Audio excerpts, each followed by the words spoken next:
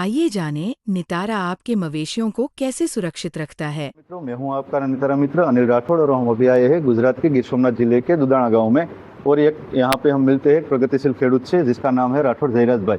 तो हमारी Nitara application use करने से उसको क्या क्या फायदे मिले हैं हम जयराज भाई से जानते हैं।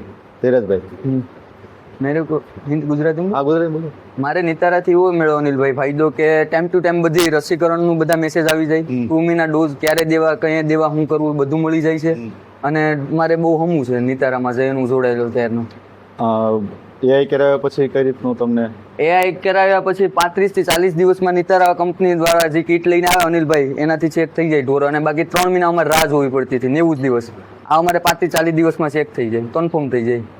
तो देखा किसान मित्रों कि एक नितारा एप्लीकेशन यूज़ करने से कि फार्मर को क्या क्या फ़ायदे होते हैं कि उसके पशुओं की डीवर्मिंग कब करवानी चाहिए, वैक्सीनेशन कब करवानी चाहिए और एआई के बाद पीडी कब करवानी चाहिए, ये सब नोटिफिकेशन और एसएमएस के द्वारा फार्मर को पता चल सके.